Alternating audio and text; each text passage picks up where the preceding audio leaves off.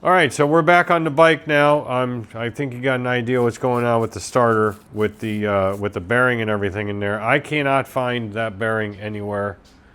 I've emailed Rick's to ask them, you know, to verify the lead time, like I mentioned before, and also where to get these things from. This is a very unusual size bearing, being it's a 13.5 millimeter shaft diameter, not a 13. You can get the 13 by 19 by 12s at McMaster Car all day long and twice on Tuesday. But the thing is, they don't have no 13.5s. The closest reference I can come to one of these is actually something to do with a present needle bearing for a small U-joint. And I did find kind of a source we could order those, but be several weeks before I got them. So that's why I harvested one out of the MB0 starter. It's better than this one. I think it'll be okay. There is nothing electrically wrong with this starter, nothing. The main problem was that it was making that howling noise, which it's not anymore. So I think we're all right with this one to put it back in as is. Now we're going to go ahead and get into the carbs. I'm not going to spend a lot of time on carburetors for this because I have at least one, if not two videos on detailed carb work. I'll just give you the overview of how these look, and we'll clean this mess up first and bring them over here and lay out some cardboard and shit and get them split and take a look at them that way. We're all ready to go. I drained these already. I'm going to go ahead and get the throttle positioning sensor out first. Get it out of the way. Takes a skirty Torx. Skirty. And it doesn't really matter. I don't mark these things because this works on a voltage, as far as a voltage reading as opposed to resistance like on the Suzuki's. I have a special tool wiring harness for this. I just put it in line and do all my checks. I just don't like to hang around. We'll get this out of the way too. These vents. Yeah, come on you. There it goes. Son of a gun. Vacuum hose for the fuel cock off number 2. So far this is all pretty standard. We're going to be replacing, I'm not sure if we'll replace the T like we normally do. I did order one, but I also ordered an O-ring kit. I don't know yet, haven't decided, but we will get it out of the way nonetheless. Good deal. Okay. These guys are the vacuum hoses that go from the air cut valve, which I have removed on number 1, and going to number 2, and the one from number 4 goes to number 3.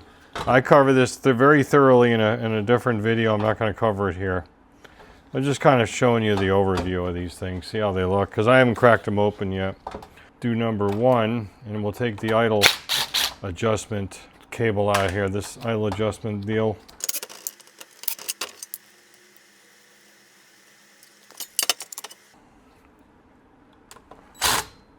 Come on. Wow, these are pretty clean. I didn't think they were going to be dirty. They are pretty damn clean. I mean, there was some gunk in that air cut valve on this one here, and I got that impression from when I drained the fuel. Normally I don't do impressions, but in this case I did.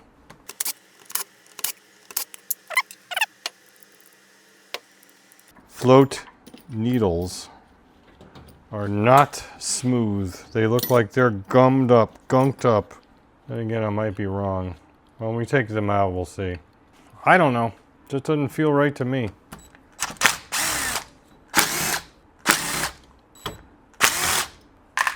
The screws do not look like they have been screwed with. So I don't know if these have ever been gone into. That would jive with what the owner said. Again, fairly clean, just a little bit of surface crap in there. Not bad at all. Ultrasonic will definitely clean that out, no problem. But as I said earlier, I think I said, I'm not sure. No, I was talking to the owner. These are coming down to bits. These are not being cleaned or otherwise worked on as a complete rack. They are absolutely going to bits. I don't do the whole rack thing. You just can't get everything as thoroughly as I need to get these CVKs that way. And another one, looking good. All right, let's pop out these floats here. Put those over there. Floats look fine. If these are original, we're going to reuse them. These really seldom have to be replaced. Going to be better than any Chinese crap aftermarket. They do have a slight line on them, but that doesn't necessarily mean that they are bad. It just is a witness mark from where they were closing.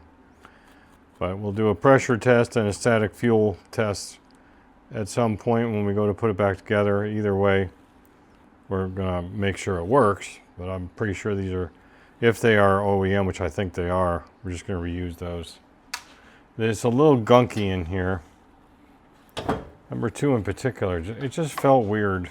I can't explain. Maybe it was just a fig Newton of my imagination. Yeah, probably. We'll make a decision on it. I have not ordered those, but if you want to go OEM, I'd have to contact the owner first because we're talking some big money. For I think they're like $40-something a piece for these. That's what I said, a piece each. It's like $46 or $47 a piece for these stupid needles for OEM. Well, I'll tell you right now, it is not unusual for OEM float needles like this to last the life of the vehicle. So even if it's 30, 40, 50 years old, these things can last that long because they're such high quality, Japanese parts. I mean, the Sabre, if you have watched any of the Sabre videos, my Sabre has the original float needles in them. That's the original ones that came out of it, and I'm quite confident that those are the original ones that were in the Carbs. So that's 41, 42 years old now, and it works fine. This is a 2001, significantly newer Kawasaki, but still. And yeah, there is a little, you can see a little witness mark there, but it's not like dented in, not deformed. So I would say these are probably more than acceptable. We'll figure that part out. All right, so this is what I'm going to do. I'm not going to show you the entire disassembly on this. It doesn't make any sense to do it. I'm going to pull all the jets out. The jets, actually, let me do 2 of them on camera because let's find out if these have been messed with. The stock jetting, are these 8s or 7s? They're 8s. The other KNs are 7s, or I should say really the jet holder. Not really an emulsion tube. In some cases it is, in most cases it's not. But anyway, these jet holders are sometimes 7 mil. But let's take, see, this is number 1 and 2. Let's do 1. These are going to be different sizes between 1 and 4 and 2 and 3 if they are original. These should be 95s. I'm sorry, 92s. Yeah, that's right. And that is definitely a 92. The next one in should be a 95. Yep. Okay, original jets. That's what's going to go back in. So the 92s are on the ends and 95s are in the center. All the ZRX12s are like that. The service manual doesn't say that. The service manual says all US models have the same jetting across the board. 49 states, that's what I meant to say. The 49 state units. Or Canadian, one of the two, I can't remember. You know, whoops. The other problem here is these jet holders are not tight. They're just not in here tight at all. Kind of nicked the top of this main jet, but it's not going to cause a problem. I just don't like doing it. Didn't have a good purchase. I might have one to replace it with anyway. That would be a 92, it's possible. These are all the same though, between the carburetors. So anyway, let me get them all stripped down to bits. I just want to show you that part because you don't need to see the rest of this stuff. I'll be back in a minute. These pilot jets, slow jets, are freaking tight. I got 1 and 2 loose. Just want to give you a little hint here. If you got jets that are this tight, you got to make sure you got a screwdriver that gets a good purchase on top of that jet where the slot is. If not, you got to do some alternative stuff like tappy tap tap, maybe even heat. Like this one's not giving up. So rather than ruin that jet on the top of it. Anyway, so the heads of the jets are just above the threads. So you don't have a whole lot of chances of damaging the threads. So what I do is I take a drift that's just the size of that hole. Make sure that I'm not going to hit any threads down in there. Just in case, because this is a pretty big diameter. I could always go with a smaller diameter and center it, but it's very hard to do that. can also use a screwdriver, solid screwdriver extension. You get a light. Nice and clean and flat. It's my good Starrett kit. And we're gonna go nice and straight with this thing and just tappy tap tap it. A lot of times it's all you need to do to get these to loosen up. Yep, just like that. Because they just get stuck. Why? I don't know. Let's see if this one will come out without tapping it. Nope. I don't really like tapping on these. Ones that are down inside the carb bodies like that. But you gotta do what you gotta do. Get them out. Yep, here we go. It's all it takes, a little tappy tap tap. As long as you don't, you know, go all freaking all, you know, He-Man on them, they will not get ruined. You can reuse them. You won't mushroom them over. Let's try saying that 5 times fast. Okie doke. 1, 2, 3, 4, and a couple of jet, and all 4. Awesome. And all 4 of the needle jets came out as well, because there is no quote-unquote emulsion tube or really jet holder holding these things in.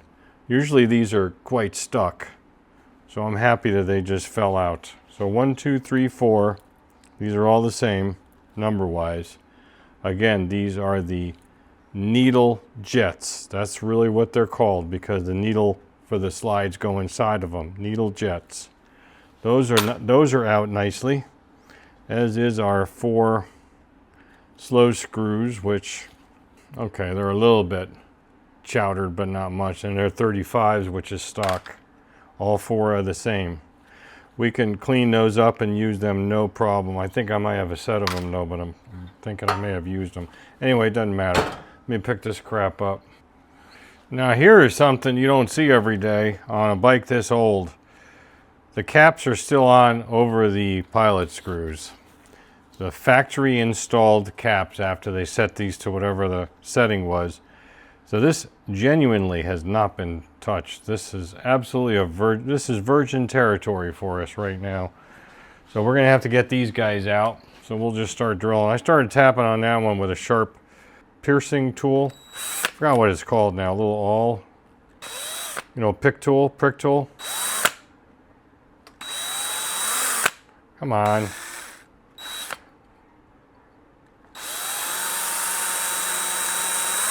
Freaking dull ass drill bits. I don't know what happened to that. Whatever I was drilling, it dulled the crap out of that bit. That's a good bit too.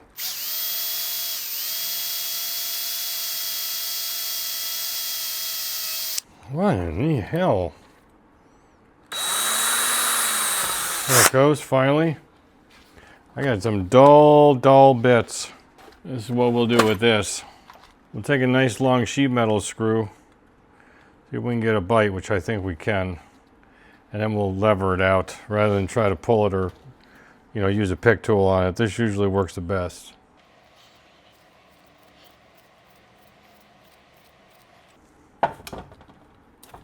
There it goes. No worse for the wear. You got to be careful with those. You go in there too aggressively and you hit those threads, you could damage something, and then if you can't get it back out, it's, you know, the threads are screwed up. So just be careful. I'm going to get an actual bit that is a little bit more reassuring as far as how it cuts. It's only aluminum, so let me get a different one. I'll get the rest of them out. I just wanted to show you that one, but you don't see this very often on an 01. That's for damn sure. I buy my parts for ZRXs from Pete at expensivelightweightstuff.com, or its company I think is actually called Hyperformance. Pete at hyperformance.com. He's got a couple of website names that are all redirects to this. And his stuff is the best because it's all OEM for the most part. This is the only place I can actually find the ZRX head cover parts when we put everything back together and get it to run. I just got these parts in the other day.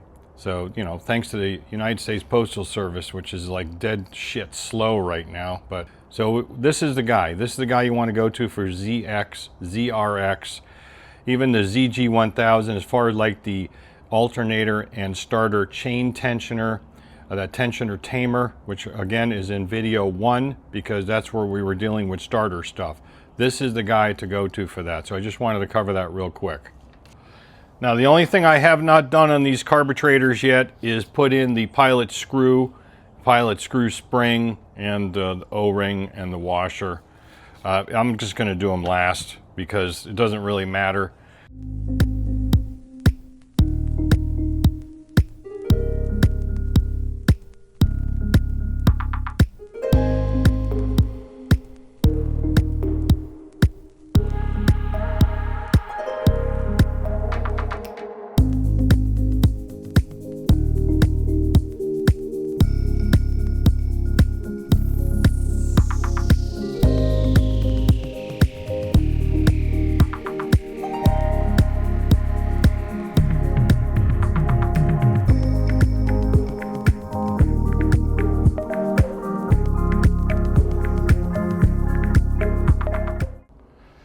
Had to go to my adapter for the bigger hose. Yeah, we should be good. So let's see where we're at.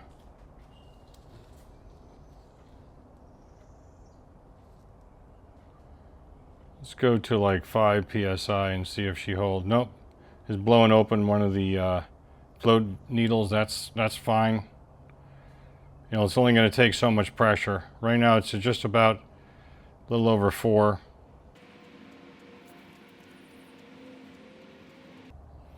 Yeah, that's holding real solid.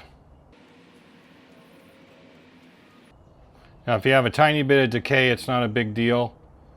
Remember, the floats are designed to restrain or limit a fluid and not air. You can see it's decaying slightly. That could be, this doesn't exactly fit as tight as I would like it. It's a little on the loose side.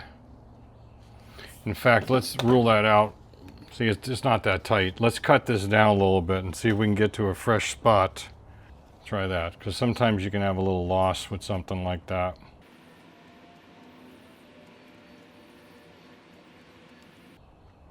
Yeah, so that's not budging. That was probably what it was. That absolutely passes. Okay, so after I finished that pressure test there, which obviously was good, you know, we're going to do a static fuel test on these, upright, in approximately the position they'll be when they're on the engine. You know, doesn't have to be exact. There's mainly 2 reasons for that. Number 1, I want to verify that they are going to restrain fuel. After it sits for a little while, I'm going to do this, mimic like the bike going into a lean, or if it's over on the side stand, make sure there's no overflow issues. The other reason is when I drain the carbs out, it flushes any dust out that's inside there. Any dust that's in the fuel rail, you know, these fuel connectors, the fuel T, the float bowl, no matter how much you cover these things up, they're in plastic, what have you, when you're in the process of reassembling them, you get a little dust in there. That flushes them out. It's just good practice in my opinion. I got to put the slow screws in. Yeah, I got springs for the slow screws, washers for the slow screws, and then this is all the other stuff for the enricher. And that big spring is for the idle adjuster. We'll do that last. Kind of curls around and goes to the, actually to number 1 over here. So it'll stick out the left side. I always take that out, just gets in the way and just loops around up in here.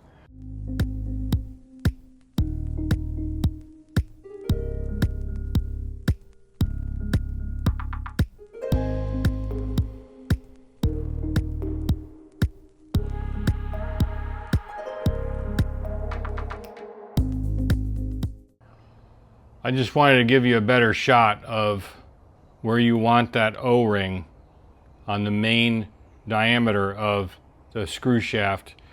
Let me get that and I'll show you that, because I just don't want to confuse anybody more than I already have. Here's a picture in his instructions, the sequence.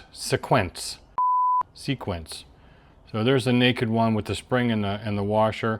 Spring and washer, spring, washer, and O-ring, which essentially duplicates what we have here. So you don't put it down this lower section, put it down the upper section, the thicker section. That's all. That's all I wanted to point out.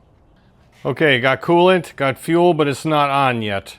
As far as the TPS goes, I did the adjustments. I'm just going to show you some B-roll and talk about it over the B-roll really quick. I built a little adapter, the last couple of ZRXs I did, that match the 3 color wires that go in between them, so I can tap a meter into each of the 3. There's a yellow, a black, and a blue. So the first base voltage is at idle. What you want to find is you want to find a reading of about 4.75 to 5.25. That's the input sensor voltage, or the sensor input base voltage. Now the first 2 ones are, you want to check between the blue and the black. The second 2 are between the yellow and the black. And that also does your full throttle opening. So you do idle and full throttle opening between the yellow and the black. So at idle, you're looking at 0.9 to 1.1 volts DC, which is what I had the way it was set. Then I went to full throttle and I was a little low, so I readjusted it. You want between 4.06 and 4.26 volts. I readjusted it at that point so I'd get my full throttle correct, and then I went back to the idle check and it was within spec. So you kind of got to bounce back and forth. Really what the TPS does is it addresses the logic in the capacitive discharge ignition, the CDI ignition, and adjusts timing. That just tells you where the throttle is in regards to timing. I assume it also has a feedback from the RPMs as far as what the engine RPM is at, and then it kind of calculates timing advance that way. So it's pretty simple, and you can do this really quick. On other bikes like the Suzuki's, you actually do it with a resistance measurement between 2 of the 3 different wires. So you have a base wire and then you do resistance, and that's it. But these Kawasaki's, they do voltage.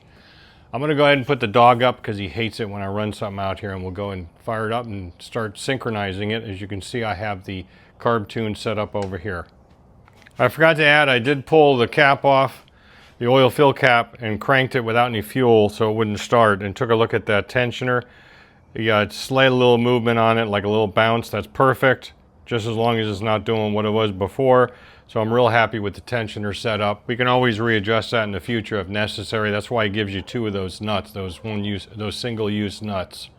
You said nuts. So let's go ahead and put some fuel to this. Fill the carbs up. Not sure where the idle is, so I might be prepared here. I am prepared here to kill this thing. So let's see what it does without any enricher. Well, that's encouraging.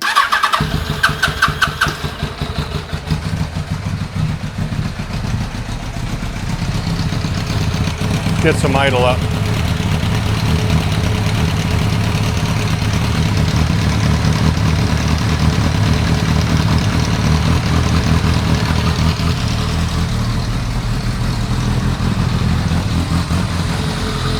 Oh yeah.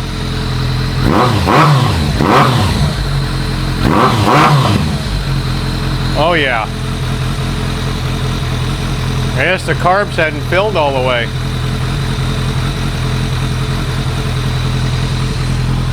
That's steam, by the way, coming off because I spilled some coolant. I always spill coolant. Let me show you the synchronizer at least.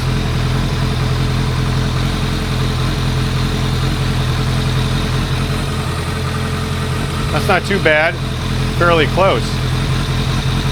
Let it warm up a little bit and I'll adjust the idle. We're definitely popping on all 4. We can squirt the pipes with some water just to make sure. I'll go do that right now. All right, so number 4, yup, 3, yup, 2, yup, 1, yup, all 4. You could hear it anyway. Now don't worry about backfiring. I don't hear that. I don't have that pair valve hooked up. Wow, that's really got a sewing machine sound to it now. We're very close. And on this bike, on these carb, number 2 is your base carb. Just wanted to mention that.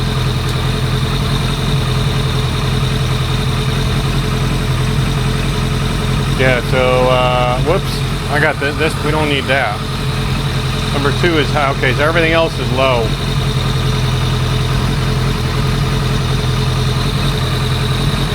Try the right screw, dummy.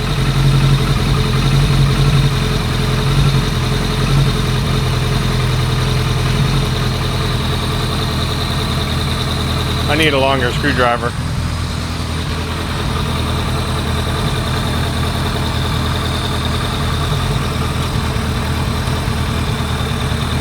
Yeah, with 3 it does. The 3 adjusts 3 and 4 together. So you got to get Number 4 adjusted to number 3. Pretty close right there.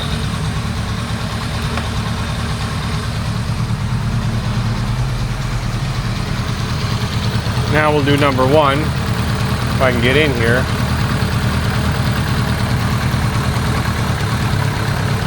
Pump the idle up.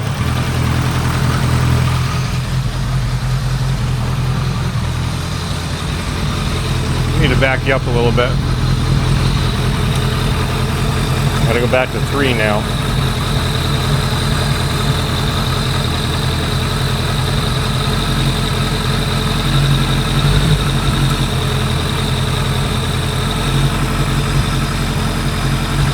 Ah, dang it, I keep... There we go. Getting fouled up in the...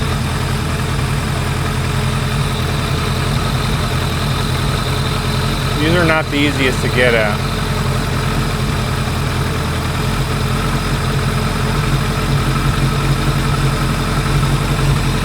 All right.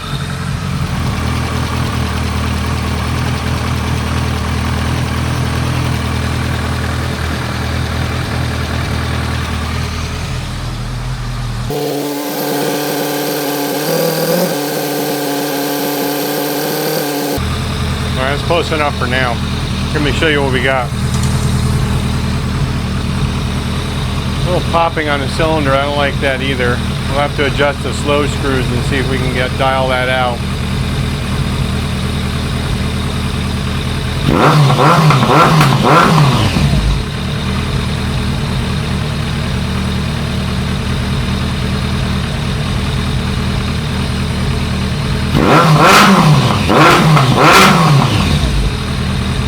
Huh. That doesn't sound right.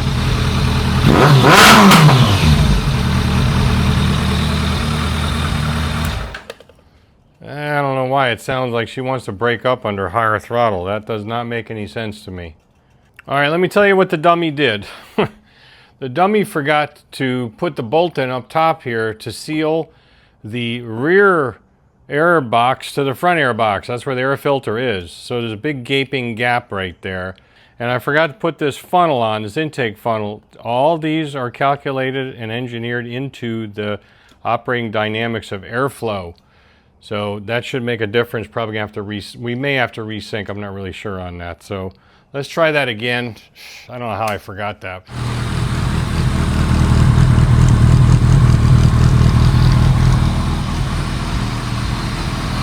This thing is loud.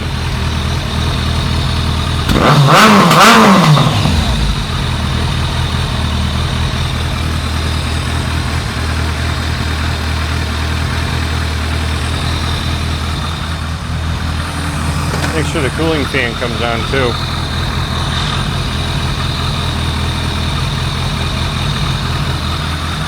We're pretty close to perfect synchronization now. Okay. Yeah, the cooling fan just kicked on. Yeah, I gotta tweak it a little bit more. Yeah, the cooling fan's on now. Perfect.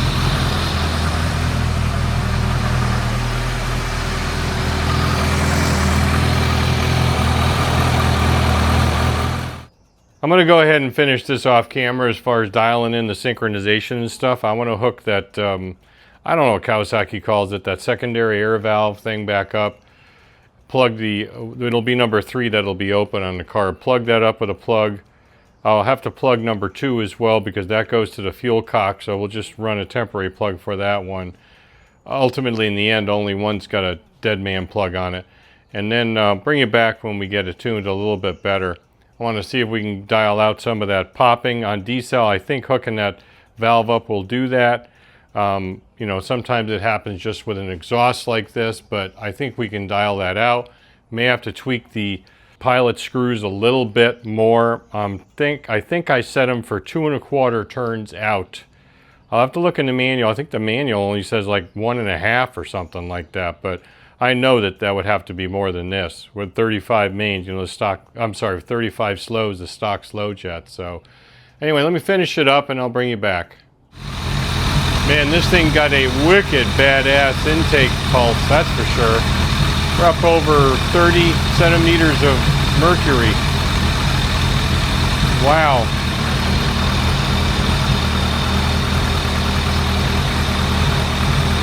Beautiful. Uh-oh.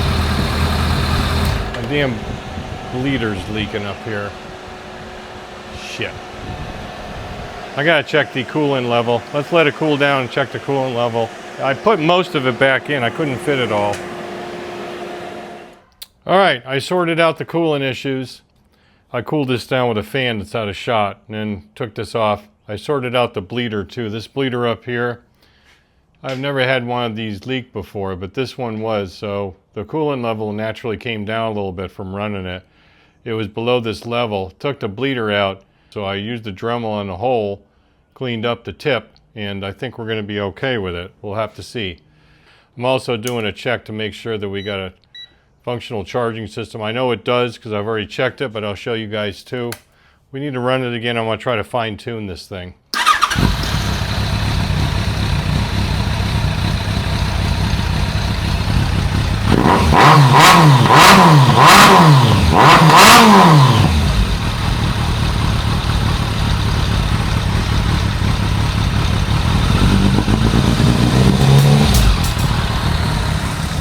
Let that warm up a bit.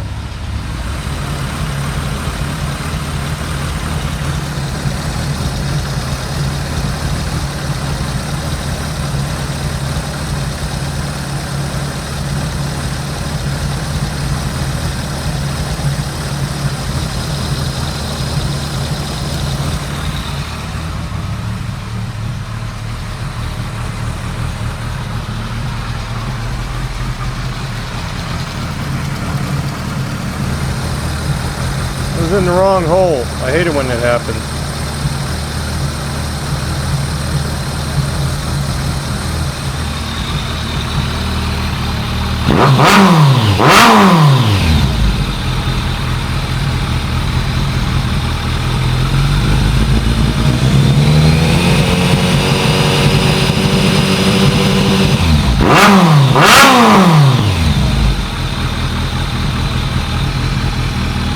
Yeah, it went an extra eighth of a turn, so they're at 2 5/8. Would that be now? We'll turn the idle down a little bit. I like it though.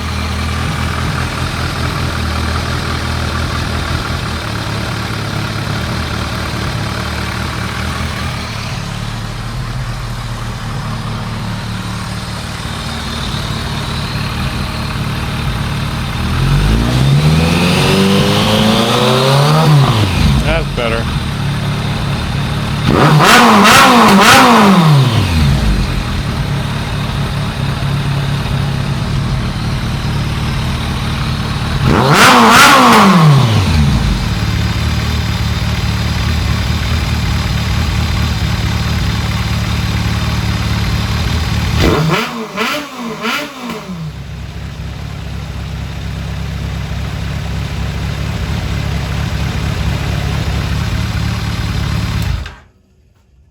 All right, that last clip I did just on the phone going commando. I don't know if the sound is any better, but you're kind of threading the needle here. These things are jetted lean anyway from the factory. The initial turns were 2 1/4.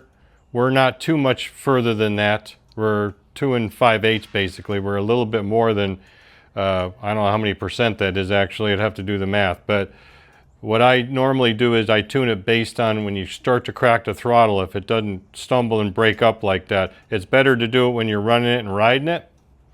I'm not doing that yet, but I will. But I'm confident that this will be right even under that scenario because I've done it this way before. And so I'm going to leave it right where it's at because I know that these things are just jetted on the lean side from the factory at the time. And so I always tend to want to go just a touch more on the rich side on the slow circuit. And that's where we're at right now. So I need to finish the rest of this bike up completely off camera. I don't know if I'll be able to film any test riding on it. I kind of doubt it, but we'll bring it back when it's finally done with the tank on it and everything and set aside and ready for pickup. And then we'll go over the summary of everything and close this video out. Well, folks, somehow this guy, the fat guy in the white shirt there, he forgot to film those clips. So I guess this is going to be it. I'm sorry. So I hope you like what you saw in this video, and both the videos, in fact, and learn something, pick something up. If so, you know what you need to do. Stick around. Don't just repair, restore. See you on next video.